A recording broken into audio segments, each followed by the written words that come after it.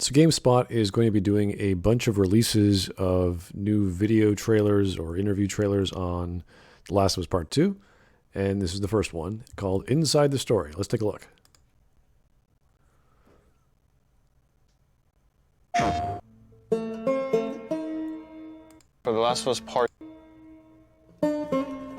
Us Part 2, we're hoping to create a story that makes a commentary about the cycle of violence and how acts can beget other acts and show all the different aspects that can come out of it. Not necessarily good or bad, just the different consequences of one's actions.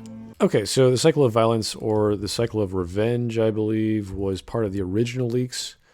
And that is pretty much the main theme of the story, or at least the thrust of the story, the plot, if you will. The people trying to kill off another character or get revenge on someone, and then how Ellie responds to that, etc. So that seems to be confirmed. I'm gonna find, and I'm gonna kill every last one of them.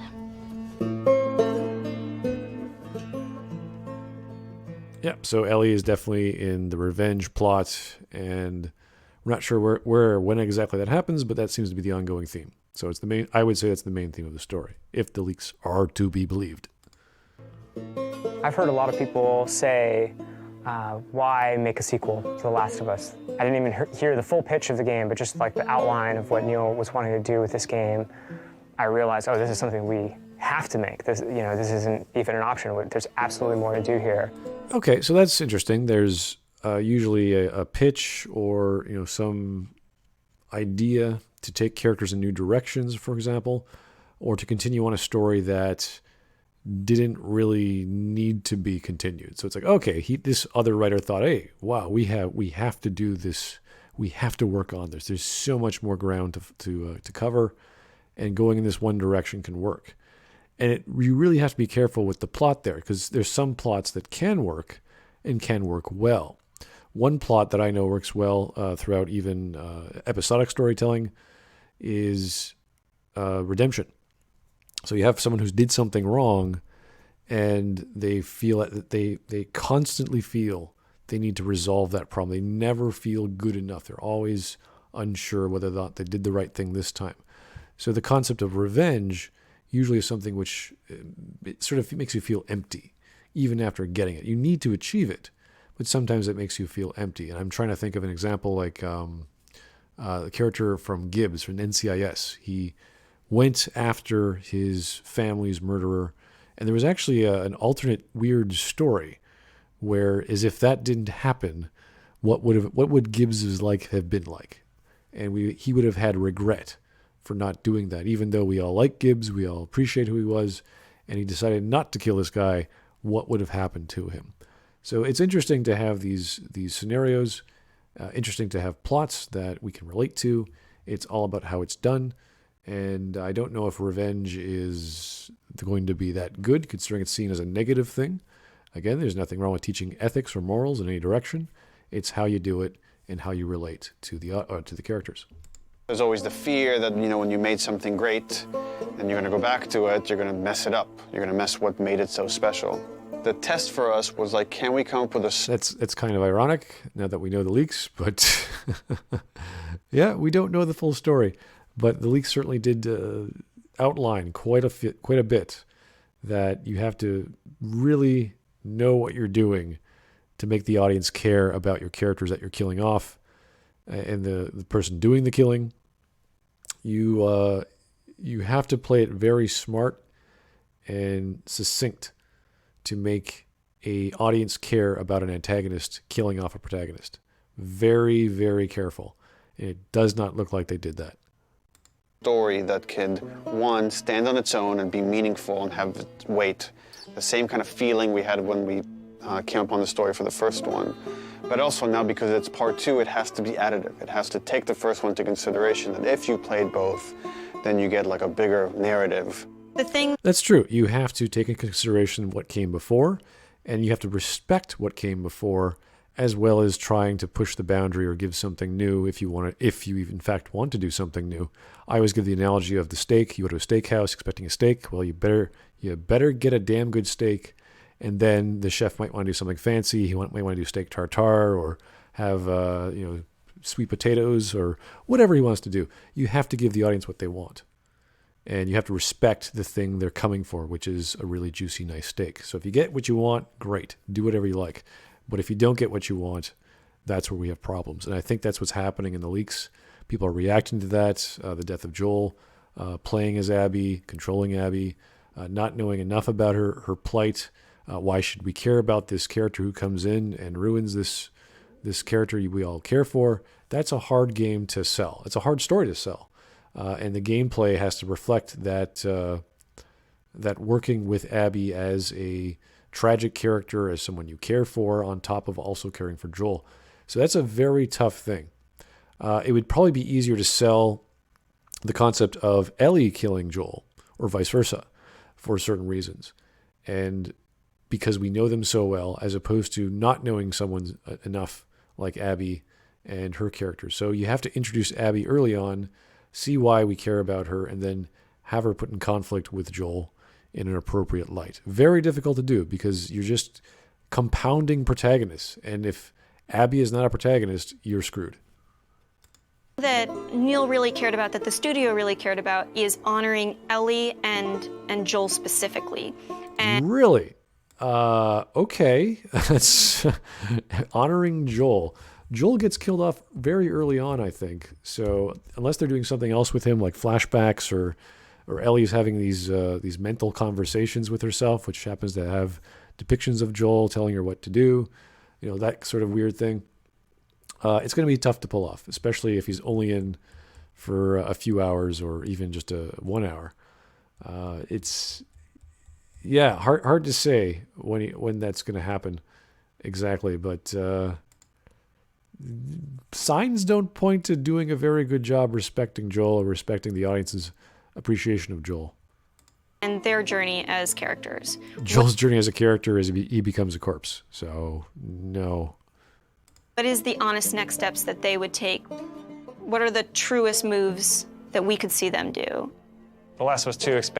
Well, the truest moves in Joel's case would be to seek redemption if he was such a bad character, or a bad choice of morals or choices, meaning that the stuff he did in the first game, which I'm not too clear about, was really bad and he deserves to die and there's all these reasons for him to die. So again, the redemption arc could have worked. He could have been a tragic character. He could have been trying to solve his past mistakes and he just sort of gave up. Hard to say. This is tough. You have to get into the nitty-gritty of what makes Joel work for your audience and understand why. And you don't just get someone else and just replace them just because they wanted to kill him off. It's going to be a tough sell. It's always been a tough sell whenever you hear a protagonist dying. So you got to know what you're doing. And I don't know if Naughty Dog is up to the task for doing that. Fans on the first game, both in the relationship between Ellie and Joel, the relationships that we see Ellie having, and just the greater world that we're in, and we see more of it. That's right. So you have to get Ellie and Joel working very well. You have to get Ellie's relationships, Joel's relationships, and that's to build rapport with these characters. More importantly, you have to do that with Abby. You have to make her a believable, likable character because she's killing off one of your other believable, likable characters. Imagine Saren from Mass Effect, and in Mass Effect 2 he comes back or whatever, or maybe it's just in Mass Effect 1 he kills off Shepard in one of the optional choiced levels like Novaria, what have you. Pops out of nowhere, kills Shepard. You're like, oh, geez, that's crazy. So that would have really shooken things up. I think people would have been pretty pissed off trying to, you create this character, they have all these lines, they're involved in relationships, and boom, gone. Like that would really freak people out and piss people off. You would have this entire quest for revenge, as opposed to having that mechanic or that idea in, let's say, Resurrection, which is always a difficult thing to do, except in some really well-written games like Planescape Torment or Chrono Trigger, where the protagonist does indeed die, either as a mechanic or as part of the main plot point. And that is to further the story, as well as allow the motivations of the secondary characters to figure out what to do.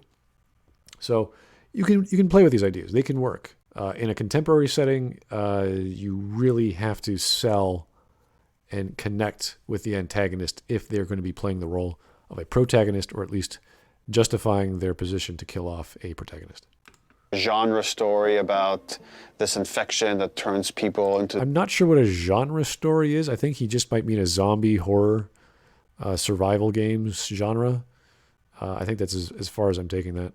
These crazy monster-like humanoids. The core of it is about these really intimate, intense relationships.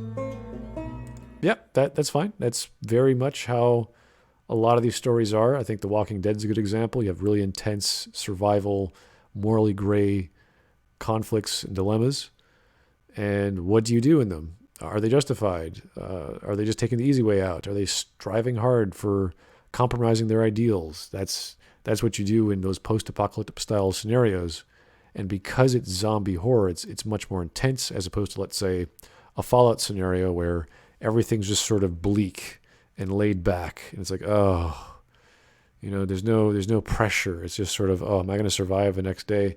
Whereas with zombie horror or zombie survival, if whatever you want to call the subgenre, everything's intense because there's zombies knocking on your door or you're constantly moving about. At the start of the game, Ellie is 19. She is living in a safe, secure community. We're coming in, 25 years after the outbreak. And you, as Ellie, live in Jackson, which is this kind of somewhat tranquil town in this really messed up reality. She has real community now. She has people who love and care for her, willing to sacrifice for her. Joel is also very settled down. He's now part of a town. He's no longer a smuggler. Actually, the town relies on this guy that is a very capable killer, and that's something these towns in this world need. So that could be the idea of a sheriff or a militia or just a guy to keep security of a town. And that usually ends in death because we're talking about a survival game or a survival scenario where there are literal zombies trying to eat you. So, and people trying to take your resources. So yeah, that's fine. Dina, where are you? And then Jackson and Ellie are shaken by a violent event. And we could assume that's another group encroaching on their territory and closely related to Joel dying, I'm sure. Really changes Ellie's day-to-day life, and now just living is no longer enough. Like, there's these people that have wronged her, and she wants retribution, and you as a player are going to want retribution for what these people have done. Okay, so there's the main plot and the main theme of the story, which is revenge, retribution, eye for an eye, that sort of thing. So that, again, sounds very much like the leaks as an ongoing thing. Good to know. I mean, the guy's being honest. He's like, yep, this is what's going on in this story. That's the main thrust. And then you go off on this journey that leads you to Seattle, where now you're like stuck in the city that has these warring factions, and they're both fighting over the spoils of Seattle, and you're stuck there in the middle looking for this very... So there's two warring factions. He said both, not many or multiple. And that's also akin to leaks as well. The Fireflies and then the religious group. Or was it? That is the religious group. There's at least two. Specific group that has wronged you. And that's the concept of the story. And then it takes you on all sorts of twists and turns in Naughty Dog fashion. I know even within the studio, we've had a lot of philosophical arguments about some of the events and what happens in the game, and... That's good. What philosophical arguments? And all you have to do is list a category of philosophy. It's broad enough that it'll give us a certain understanding of what philosophy is going to be in a zombie survival horror story. Usually when they mean that, they just mean ethics, because that's what most of these kinds of genres are like. What is right? What is morally right? What is ethically right? Who says what's good, what's bad? That's sort of the philosophy or the category of philosophy I would look at. Now, if he meant metaphysics, or if he went epistemological, that would be quite a different type of zombie horror story, or a story within a zombie horror genre. So I can just assume ethics. It's a pretty safe bet. Most stories in that genre or the subgenre use ethics as stories in general use ethics. So it's just very specific to this one. And all you had to do is tell me which philosophical question. Because last time we read the leaks, or from supposedly disgruntled creative types, that you weren't allowed to say or argue these sorts of ideas, or else you'd be labeled as a phobe or an ist or an ism, and that would be the end of that conversation. So I'm really curious, what were these conversations? What was the main argument? What philosopher can you point to? That would have been helpful. If it was Hume or Descartes or Kant, or pick one of the classics. It doesn't matter to me. Just give me a flavor. What's the depth of this story with the philosophy element? I really want to know. I think in this one might be more divisive than the first game. You don't say. This has been the most divisive leak in the history of leaks in video games I've ever seen, for obvious reasons on the fan side. So you have the content leak, which is all about just killing off a protagonist, which seems to be in a very poor and an improper manner. Combine that with the creative inspiration of Druckmann being inspired by Anita Sarkeesian and that philosophy, which is just anathema to making any sort of media these days.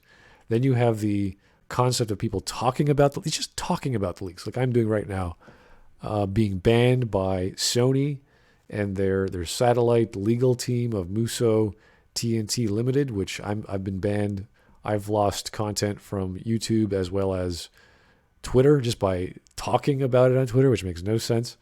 So there's a lot of bad things happening, and you're pissing off a lot of people. Obviously, not as many people has already pre-ordered or ready to buy the game, but it's the worst response I've seen from a company. If they simply said and did nothing, which they should have because it's legally obligated to do so with an NDA, anyone working on the game, the same with the journalists, they have no right to share any information legally. So there's an embargo on all this information. If they just did that, that would have been fine. People would still be curious, but because they released all this weird content and started striking people down, saying don't listen to the leaks, blah, blah, blah, bad things have happened. And the opinion, that's why this is getting downvoted. Luckily, GameSpot doesn't care. They're like, yep, leave comments, leave likes and dislikes, go ahead. So this has garnered such a huge response. I've never seen it before in regards to video game leaks or video game trailers or anything like that. Very kind of exciting way that I think it raises those interesting philosophical questions. Again, which philosophy, which philosopher, which category of philosophy, what questions? And ask the players to interpret some of the material that's there and see where they stand on those questions. It's just revenge, buddy. As always, as far as we know, it's just revenge. That's it. And it seems as if you made an enemy out of Abby, and then you get to play her, and then you get to beat the crap out of Ellie. Like, that's going to make people feel angry. They don't want to beat up Ellie. They like Ellie. They like Joel. And you killed off Joel. And then you have to control the person who killed Joel. It's very strange. I don't know why people would want to do that unless you somehow spend a heck of a lot of time trying to get us to warm up to Abby. And the leaks have not revealed that. The leaks have not revealed any sort of information about Abby being a reputable, desirable, or likable character. And that's all. Thanks for listening, guys, and have yourself a great day.